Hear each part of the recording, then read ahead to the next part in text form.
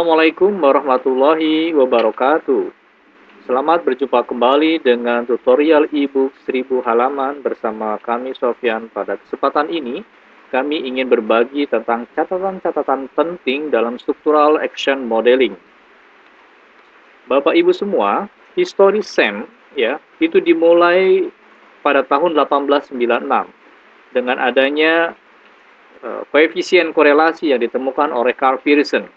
Kemudian dilanjutkan dengan analisis regresi ya, dengan adanya prinsip metode kuadrat terkecil atau least square method. Kemudian pada tahun 1904 ya, Charles Spearman mengembangkan analisis faktor ya. Kemudian tahun 1934 Wright mengembangkan PET analisis ya, berdasarkan dari analisis korelasi dan regresi linier ya, yang hubungkan keterkaitan antara variabel yang diamati untuk model yang lebih kompleks. Ya, kemudian ditemukan CFA, analisis faktor konfirmatori atau confirmatory factor analysis, ya, yang kemudian dikembangkan oleh Carl George Cox 1960.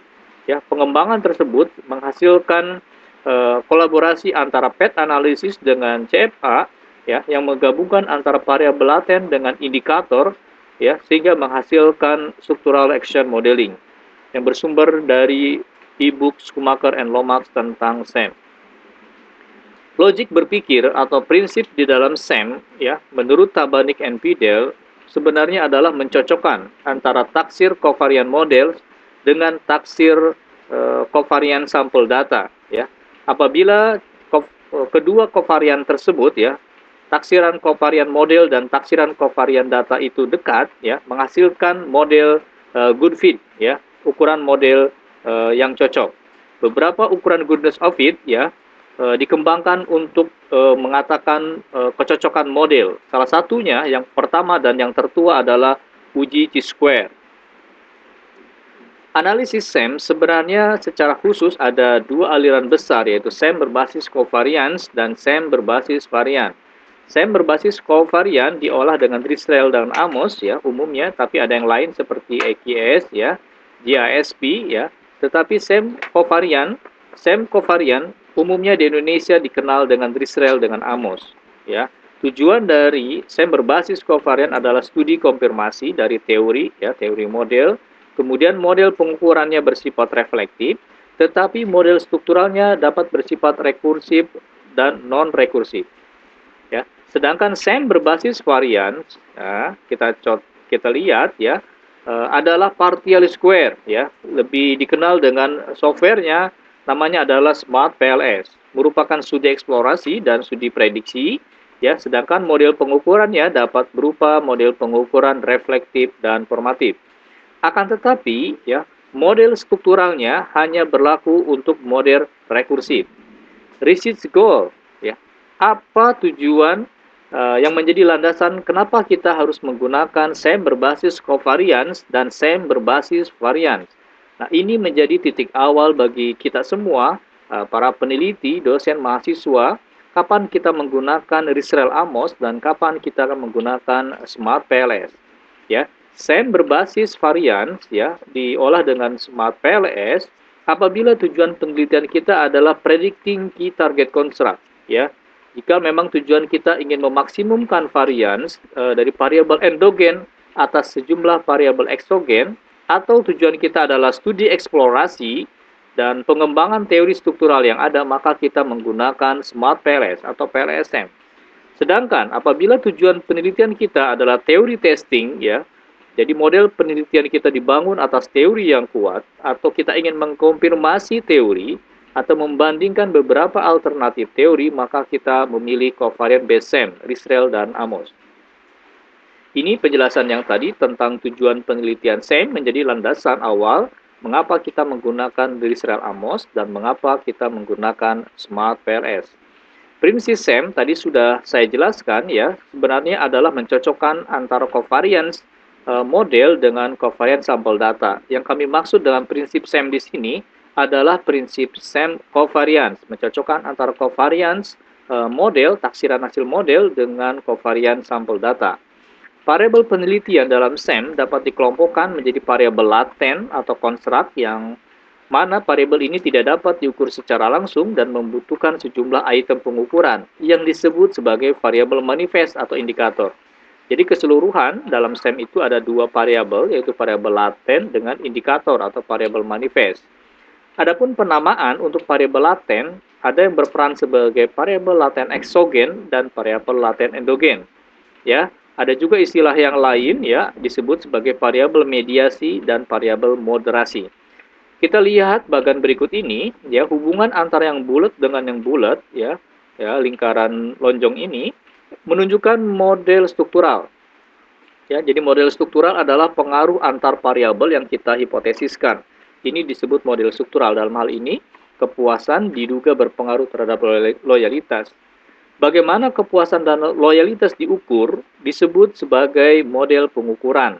Ya, variabel kepuasan disebut variabel laten eksogen, sedangkan loyalitas disebut variabel laten endogen.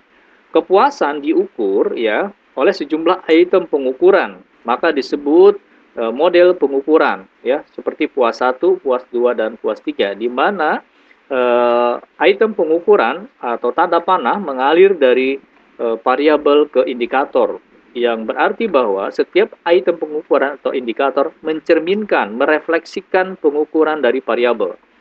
Tahap dalam SEM menurut Klein itu ada 5, spesifikasi model, identifikasi, estimasi, evaluasi, dan respesifikasi model. Catatan penting tentang respesifikasi model ya diawali dari kausalitas antar variabel laten membentuk model struktural ya, di mana harus didekati dengan teori yang benar atau teori yang kuat. Ya, model SEM berbasis kovarian dapat berupa pengaruh satu arah, misalnya X mempengaruhi Y, atau bersifat non-rekursif, pengaruh bolak-balik. X mempengaruhi Y dan Y diduga mempengaruhi X ya. Jadi SEM berbasis kovarian, model strukturalnya dapat pengaruh satu arah rekursif atau pengaruh bolak-balik non-rekursif. Sedangkan SEM berbasis varian hanya dapat dilakukan untuk model struktural dengan pengaruh satu arah, yaitu rekursif saja. Spesifikasi model pengukuran menurut Haier et al. Sebuah catatan penting ya, apabila model struktural kita hipotesisnya sangat banyak ya, atau model yang kompleks dengan banyak indikator, many indicators, maka Haier et al. Menyarankan untuk menggunakan Smart PLS atau PLSM. Nah, sedangkan jika model pengukuran kita non-rekursif, maka kita memilih covariant based SEM.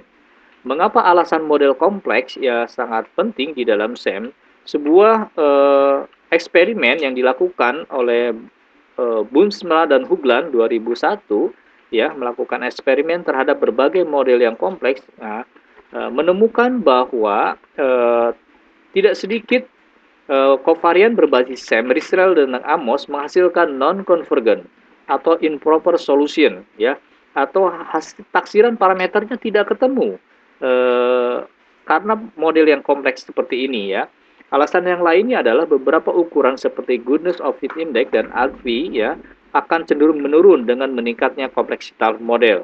Oleh karena itu, maka Haier et al. 2011 ketika memang kita menghadapi model yang kompleks, maka terjadi transisi ya dari studi konfirmasi menuju studi eksplorasi. Kita ambil misalnya pengaruh religiositas guru, pemberdayaan guru terhadap peningkatan motivasi kerja dan kepuasan guru. Ada 4 variabel yang terlibat. Dalam membentuk model struktural, kita semua harus merujuk kepada teori yang kuat. Apakah model kita adalah model yang pertama, di mana 3 variabel berpengaruh terhadap kepuasan, atau yang kedua, ya model yang dibentuknya, menempatkan variabel motivasi sebagai variabel mediasi atau intervening.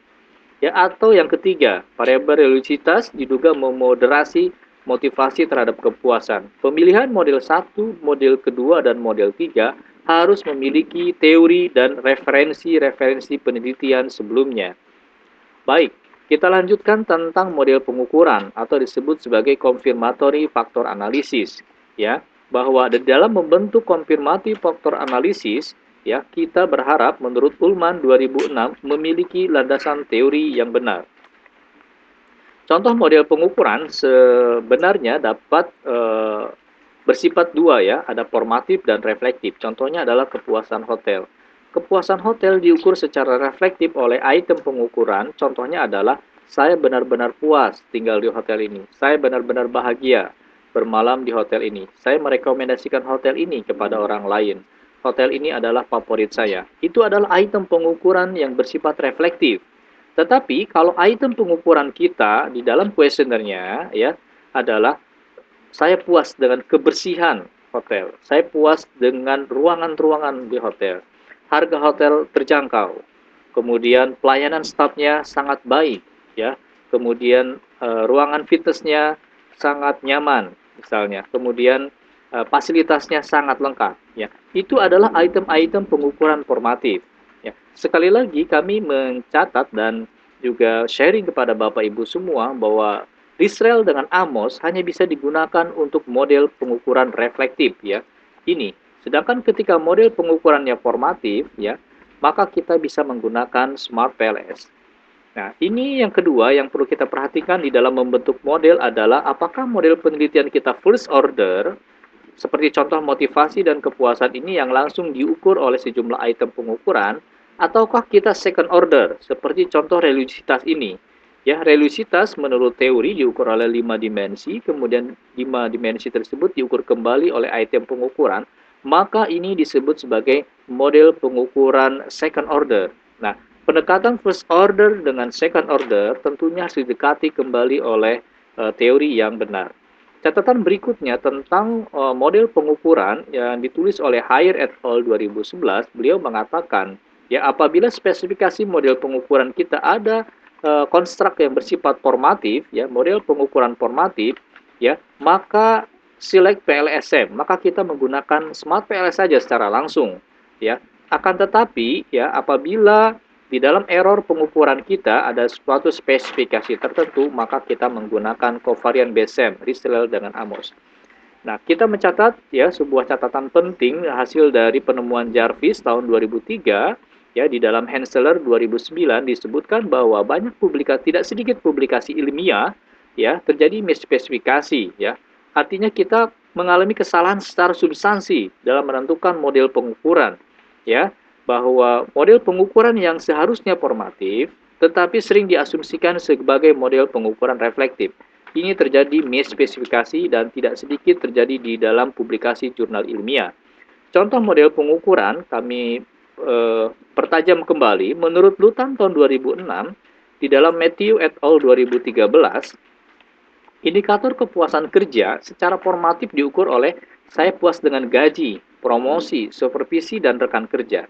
Ini adalah model pengukuran formatif ya. Jika item pengukuran kita seperti ini, maka kita tidak bisa ya secara substansi mengolah data dengan Lisrel dengan Amos karena ini adalah model pengukuran formatif. Ya, tapi kalau kepuasan guru ya merujuk kepada Torofova 2020 seperti saya puas menjadi guru, saya bangga menjadi guru, saya ingin tetap menjadi guru sepanjang saya bisa melakukannya. Ini menunjukkan model pengukuran reflektif, maka kita bisa menggunakan Israel dengan Amos. Nah, catatan Chin, ya Chin 1998, beliau mengatakan seperti ini bahwa basis utama Israel dengan Amos itu adalah attempt to account for all the covariance among its measure. Ya, the inclusion of formative measure become problematic. Ya, karena kalau model pengukuran formatif yang di dalam Israel dengan Amos itu menjadi problematik. Ya, karena kenapa? Di sini disebutkan bahwa all item di dalam Israel dengan Amos ya all item must be reflective to be consistent with the statistical algorithm. Karena algoritma statistik yang dibangun di Israel dengan Amos ya di dalam software ini adalah algoritma model pengukuran reflektif ya supaya konsisten dengan algoritma statistiknya. Oleh karena itu maka ketika kita menghadapi model pengukuran problema formatif ya maka kita salah kaprah kira-kira seperti itu. Ya, oleh karena itu maka model pengukuran ini menjadi perhatian kita kapan kita menggunakan Israel Amos dan kapan kita menggunakan Smart PLS. Amos, ya salah satu asumsi di dalam SEM ya, covariance adalah normal multivariat. Nah, Amos telah menghasilkan uji normal multivariat ini bisa kita lihat dari univariat uji normal normal secara univariat dan uji normal secara multivariat. Ya, apabila kritika rasionya di bawah 2, maka menunjukkan data berdistribusi normal. Ya, bisa dilihat secara univariat dan multivariat. Amos juga bisa mendeteksi adanya outlier multivariat dengan statistik Mahalanobis distant, ya. Statistik Mahalanobis distant dengan cara membandingkan setiap hasil Mahalanobis distant setiap observasi atau responden, ya, dibandingkan dengan tabel chi-square, ya, dengan cara melihat di tabel chi-square bisa dilihat di Excel probability dan P adalah banyaknya item pengukuran. Bila statistik Mahalanobis distant setiap item pengukuran lebih besar dari tabel chi-square, maka termasuk data outlier multivariat. Berapa sampel size di dalam SEM? Ya, ada 4 slide yang kami tampilkan di sini dari berbagai banyak para ahli mengatakan, ya, tidak ada aturan umum, rule of thumb untuk menentukan sampel size, ya. Logiknya adalah minimum sampel size ya akan bertambah seiring dengan kompleksitas model. Semakin model kompleks, maka seharusnya sampel size-nya juga semakin besar, ya. Oleh karena itu di sini ada 2 aturan besar, ya. Yang pertama ada para ahli mengatakan dengan rasio seperti 5:1 dari parameter-parameter bebas yang ditaksir, ya. Berapa banyak parameter bebas yang ditaksir lalu dikalikan 5 atau dikalikan 4. Tetapi ada para ahli yang lain mengatakan bahwa sampel size minimum ada 200, ada juga 100, dan ada juga yang 150. Seperti Yabuchi dan Hawks and Baker mengatakan jumlah sampel size 200. Ya, pendapat yang lainnya Aladin, Felicer, dan Harlow mengatakan sampel size antara 100 dan 150. Boomsma mengatakan 400. Kemudian Costello dan Osborne mengatakan 20 per indikator. Ya, menurut Schumacher and Lomax, ya, dalam berbagai penelitian di jurnal, umumnya menggunakan jumlah sampel 250 sampai 500 responden atau 500 subjek. Sedangkan di Klein 2011 merekomendasikan 200 berdasarkan kepada median, ya, atau rata-rata dari banyaknya publikasi yang dipublikasikan, ya, dalam penelitian SEM ini rata-rata 200, ya. Sedangkan menurut Haier et al. Itu berdasarkan kepada loading faktornya, ya, ini cukup beragam pendapat Haier et al. Tetapi kami mengambil garis tengah bahwa jumlah sampel size yang harus kita gunakan di dalam SEM itu adalah sampel size yang besar, ya, minimum 200. Semakin model kompleks, maka jumlah sampel di atas 200. Bagaimana estimasi di dalam SEM? Ada 2 pendekatan, yaitu one-step approach dan two-step approach. Two-step approach, ya, one-step approach berarti membuat model struktural, lalu kita estimasi, lalu kita evaluasi model pengukuran dan strukturalnya. Sedangkan two-step approach, ya, kita membuat dulu CFA atau model confirmatory factor analysis, model pengukuran dulu, hingga mencapai goodness of fit yang baik, lalu kita uji model strukturalnya, ya, merujuk kepada Anderson and Garbing 1998. Catatan penting menurut Jaskov dan Sorbonne dalam Schumacher and Lomax, beliau mengatakan bahwa the testing of the initially specified theory may be meaningless unless it is first established that the measurement model holds. Yang ini mengindikasikan bahwa di dalam pengujian teori, ya, kita selesaikan dulu model pengukuran, ya, hingga mencapai goodness of fit yang baik, kemudian, ya, kita baru menguji secara model struktural, ya. Di bagian akhir beliau mengatakan therefore oleh karena itu the measurement model pengukuran should be tested before, ya. Seharusnya model pengukuran itu dites lebih dulu, ya. Kemudian dilanjutkan dengan model strukturalnya. Dalam evaluasi model pengukuran, ya, baik model pengukuran dan model struktural, ada beberapa indikator atau ukuran-ukuran yang harus kita perhatikan, ya. Di dalam evaluasi konfirmatori faktor analisis model pengukuran, kita melihat standardized loading factornya itu di atas 0,70. Standardized loading factor itu menggambarkan seberapa besar item pengukuran mencerminkan pengukuran variabel. Nah, nilainya harus di atas 0,70. Ya, ada juga rekomendasi yang lain yang lebih moderat adalah standardized loading factor di atas 0,50. Kemudian yang kedua constructability-nya 0,50. Kemudian